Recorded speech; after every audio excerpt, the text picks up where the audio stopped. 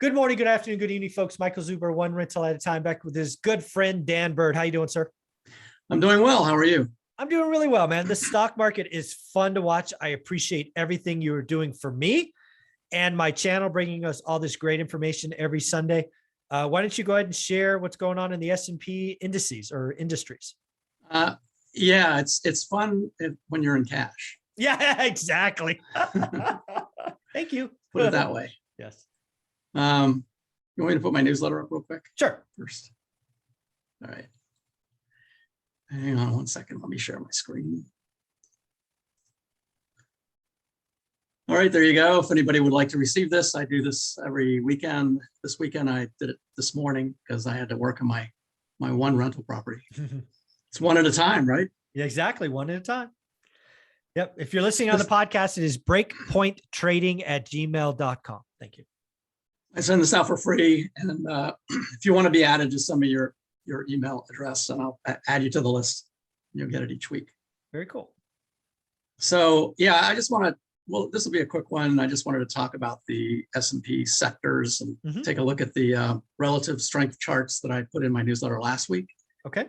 If anyone looks at those, I put a note in there suggesting that you could save those to a watch list and they would update automatically on their own.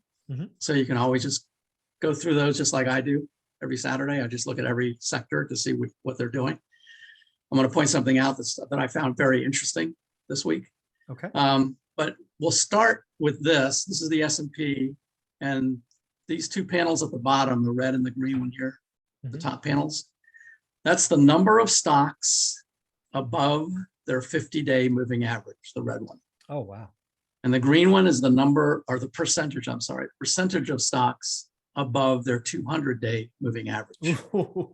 And you can see that the horizontal line there at the 50 point. So if it's below this red line, then it's more than 50% or less than the 50-day moving average. If it's below this green line, then more than 50% are below their 200-day moving average. Now, the thing to point out here is this pink line at the bottom. I drew that across the bottoms of where these all bottomed out previously, or close to where they bottomed out. Sure. If you follow that up to the S&P above it, you can see that that's where a rally occurred. Interesting. See right there? Because that is extremely oversold. So that's down around 20% down here. Okay. Okay, 20% or 80, let's say 80% of stocks are below their 50-day moving average. That's not sustainable. That's not going to stay that way very long. So you can see we're very close here. And we talked on the last one that I said that I think we've got a rally coming up here soon. Yep. This is another reason why I think that. And again, to be clear, that's a trading rally, not an investment bottom. Right. That's right. It's not a bottom. We still got a long ways to go. I think the tradable bottom is going to be sometime in Q3. Oh, wow. That's what I think. No. Yeah. 5 months, 6 months. Probably September timeframe. Yeah. So 5 months. Okay. Yeah. We got a long way to grind and just. That's when I think the sustained rally will occur. And I think it's going to be explosive when it happens. But we're going to get, rallies along the way anyway. Of course. All right. Just like I showed in my newsletter, which actually, let me bring that up again. Okay. I put this chart in my newsletter. This one up here. I showed this one before. This one here. Okay, this is the long term. This is from the start of this rally. This is the secular bull market in 2009 where the market bottomed.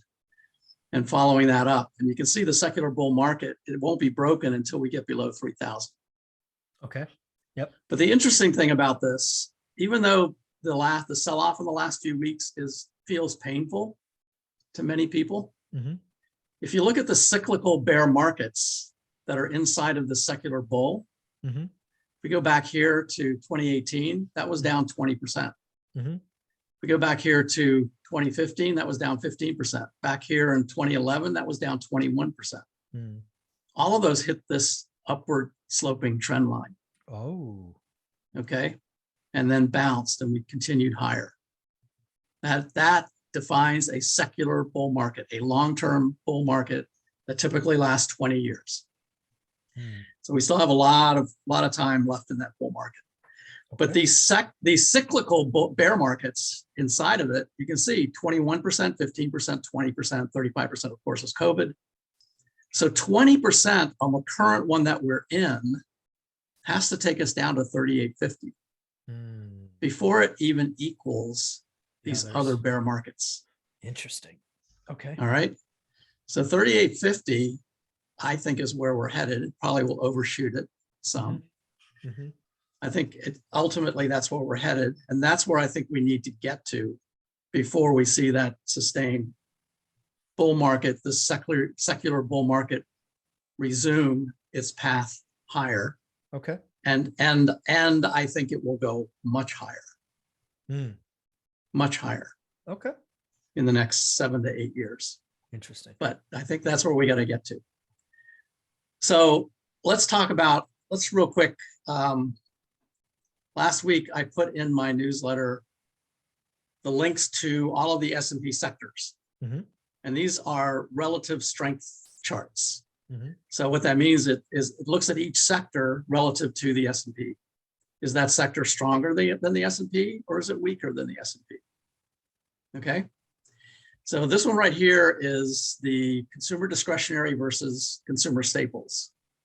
So if it's trending up, and you can focus on this pink line right here, that's the 8-day moving average. If it's trending up, that means discretionary, things that people want to buy and like to buy, that's stronger than consumer staples. Staples are things that people have to buy, things that they need. Whenever the economy starts to go down, people stop buying discretionary things and they only buy the things that they have to buy. So when this thing trends down, that means staples is outperforming discretionary. Okay, got that? Yep. So in all these charts, just focus on this pink line and focus on the overall look of the chart. Okay. And then down here, you can see consumer staples and discretionary are actually diverging. Staples is starting to roll over a little bit, but discretionaries continue to go down. Okay. Okay. So let's just step through the other ones. Let's look at materials. Materials is still looking strong. Look at that pink line. Yep. It's continuing up even as the S&P is going down. So that's the place to do your homework. That's the place to do some research and look for strong stocks in the materials sector. Okay.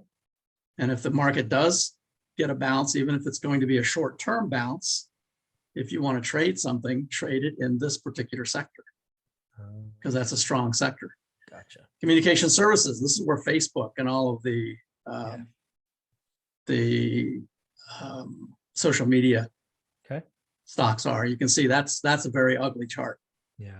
Right. That pink line is just continually going down. Ski slope. Yeah. So that's not a place to go to. Okay. Energy has been strong and it's still looking strong. Energy is still creeping up. It's starting to slow a little bit. You can sort of see the slope of the line.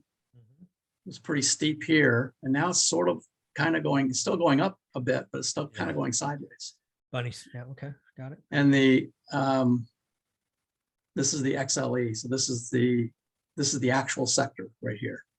And you can see it's actually dipped below its 50-day moving average for the first time. So that to me, and I'm going to remember this chart because I'm going to talk about this when I get to another chart that I noticed something really interesting in. Okay. All right. So energy is still going up, but its relative strength seems to be weakening. Okay. Okay. Financials Financials looks terrible. Oh yeah. Still looks terrible. You see it's below, this is the financials by Yeah, itself down here. A lot of pain Not ahead. A lot of pain. Not good. ahead. I mean, once you learn how to look at these, you can flip through. I can flip through these in about 5 minutes and identify the sectors that are strong or not. Cool. Right. Mhm. Let's look at industrials. Industrials, not bad. It's kind of going sideways. Looks like it kind of broke out a little bit right there. Okay. But this doesn't look good down here. No. This is the actual sector by itself, below its 50-day, and it's trending down. All right, so that looks like it's trouble. I'm going to skip technology for a second. Consumer staples. Staples, remember, that's the things that people have to buy. Yep, of course. That's the place where all the strength is. Yeah, that's right where that's the safety play, right? Yep. Yep, that's the safety play right there. That and utilities are the two safety plays. Yep. Energy is a good safety play when inflation first starts going up. Mm-hmm. Energy always usually goes up as well. Mm-hmm. Which remember that based on what I said before, that we may have seen peak inflation already. Real estate, near and dear to your heart. Real estate's still going up, starting to curl over a little bit, and starting to drop below its 50-day moving average. Yeah, I think real estate has pain ahead, like commercial sector stuff. Yeah, that looks like it here too. I mean, that's what I would say with this chart is it's had a nice run, and the time to get in would have been back here in early March, probably. But right now, it looks dangerous to me. Me too. I think it's not the place to be right now. Mm-hmm. Utilities, again, look at that. Utilities had a nice run from the beginning of December. Now remember, December was a big rally in the overall market, and that's where utilities first broke out. Interesting. So if you were paying attention to this, you would have said something is going on here. Yeah. Utilities usually don't break out like that. No, they're usually pretty boring. Yeah. Unless the market is starting to go down. So that would have been an early sign that maybe you should start getting a watch list together for utilities. And when the rest of the market broke down, it broke down a little bit here in February, but that's actually when the market rallied. And then it just took off, still going up. Let's look at healthcare. Healthcare is still looking pretty strong, but it's below its 50-day and starting to roll over a little bit. So healthcare, I think, has had a really nice run the last couple of months. It's looking a little long in the tooth to me right now. Yeah. And then discretionary should be terrible. Ooh, not good. There's discretionary ever since, December. Yeah. And again, remember December was a rally in the market, the Santa Claus rally. Yep. But yet discretionary went down, utilities went up, and staples went up. So that rally in the market in December was rotation out of discretionary. This is the big institutions saying we're getting out, we're at the top, we're getting out at the top. So they're selling all their discretionary and their technology, and they're moving into staples and utilities. That was the rotation that was happening. And then the market just collapsed right here. Yeah. So discretionary doesn't look good. Now let's look at technology. Okay. What do you think technology is going to show? Horrible. Horrible? Horrible. Look at that. Oh. What's going on there? I would not have expected that. I know. I didn't expect it either when I saw it. Yeah, I thought that that right tail would have gone the other way. Right. That's what I was expecting as well. Interesting. But it didn't. I mean, it's still below its 50-day down here, and it had a bad day Friday. Interesting. But it's not as bad as I thought it was going to look. No. And if you couple that with what's happening in energy, where energy is starting to flatten here, I think what's happening is energy has had a great run. Yeah. All the way from the beginning of the year. Yeah. I think there's rotation going on out of energy and into technology. Really? Yeah. That's a bold call. I know. I like it. So what are the big companies in tech? Do you have like a top 10 list or something? Well, we could look at Kathy Wood's. Kathy Wood. ARC Innovation. Sure. Let's look at Kathy Wood. Oh my God, this is going to be bad. 23%. Yeah, that's not good. Minus 23%. She's got 4 winners. 4 winners. Yeah. She had 6 last week. Oh, well. Wow. And the big loser is UiPath. Teladoc. She hit 50% she just added to. loss. Yeah. Oh my God. Yeah. She just added to Teladoc. Yeah. Teladoc was her second largest position. She had $1 billion and then she lost half of it. Right. Oh, whacked. Now, one interesting thing, this is the this is from VectorVest again, and every week they do a market review. They kind of talk about what they're seeing in the market. They talk about the CNBC stock draft. I don't know if you know that they did that. CNBC had, all these folks here. They do this at the end of April and they run it till the end of December. And they say, pick two companies and then we'll see how they do by the end of the year. Yeah. So these are all the CNBC people.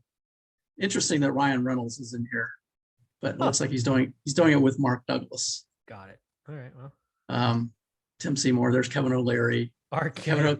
He's picking Arc and Moderna. All right. So these are the ones that they picked. Now, what I did was I created a portfolio of their stock draft, and we're going to follow this now too. Okay. So this is just the first day. So it's not, okay. It's 0%. You just created it. Okay. Got it. Yeah. So we'll just, for fun, we'll see how this does. An Arc K today. Yeah. If you buy here, you're probably at the bottom. Or close to the bottom. Close to the bottom. At some point. Well, actually go back to Arc K for a second, because I've actually been thinking about this. So I don't know how many stocks are in here, like 35 or something? Something like that. So let's just say 35. It doesn't matter. 4, 6, 8, 10, 12, 14, 16. Okay, I guess 18, we're going to count. 22, 4, 6, 8, 32, 4. Yeah, about 30, 37, 38. Okay. So here's the deal with Arc K's 38 stocks. I am willing to bet by the end of the year, 30% don't exist. So what does that mean? Yeah, what does that 30%. mean? 30%. So that's 10 stocks. Maybe 11 stocks. What does that mean? Doesn't exist. Means they could go bust, which I don't think many of these companies will, but they could. I think the other option, they get bought out. They get bought out for the tech. They get bought out for this. And then they're just part of some stodgy big company. Yeah, could be. Because that's the big thing that happened in the .com crash is, we lost a lot of companies went to zero. The other companies, my company, we were 1 week away from doing our road show. People at my company were buying, getting ready to buy Porsches and crazy cars because we thought we'd go public. Didn't happen. 30 days later, we were laying people off. And then we got sold for $3 a share. Who was that? Chainlink. It was, we got sold to Mercury, and then Mercury got sold to HP. Yeah. And, I was at Mercury then. Yeah. So it's, some of these companies will get bought for pennies this year, is my opinion. Well, Robinhood might be one. Yeah. Robinhood will go to zero. Robinhood will, I don't think, exist as a standalone entity by December. By the way, interesting thought on Robinhood, because they just reported last week terrible numbers. Terrible. Robinhood is mostly retail traders. Yeah, you know what their average account value is? I don't know, but it's probably low. $5,000. Right. So those are all retail traders. And when the market starts crashing like this, retail traders just stop. They either run out of money. Yep. Or they just give up and stop trading. Do you know what the average loss of a Robinhood account was in Q1? 6,000. 25%. Right. That's painful. Yep. It's an interesting one as a counterintuitive to the market. Well, here's the other thing, because I've looked at this, because that was my one profitable trade, as you know. Right. Do you know how much cash they're sitting on their balance sheet? Nope.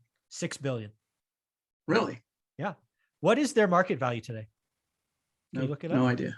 Can you look it up? Let's see. It's probably just in CNBC, actually. I probably can look it up too. Probably. Let's race.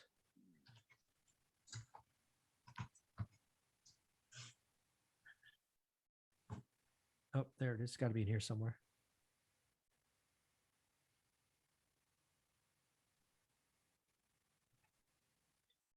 Dun, dun, dun. Let's see. Where is it? 8.9, 8.1 billion. Yeah. Almost 8.2 billion. Yeah. 8.2 billion. So basically, you strip out cash, Robinhood, Market cap, 8.5 billion. Yeah, their market, all of that is worth $2.5 billion. Yeah. They could get bought next week. Right. Right. So yep, easily. Crazy stuff. Well, Dan, this is so much fun. I appreciate everything you do. One more time, flash your email for folks. Sure. Keep an eye on that technology. I think that's was an interesting turn there that I wasn't expecting. Yeah, wasn't expecting. We'll talk about it next week for sure. Breakpointtrading@gmail.com. Get your free newsletter. Get some cartoons. If you're not looking at this online and see that poor bull banging on the Fed's door with all those bears coming, you are missing some great The comedy. bear and the bears have torches and pitchforks. Exactly. Thanks, buddy. I appreciate you. You bet. Have a good weekend. You too.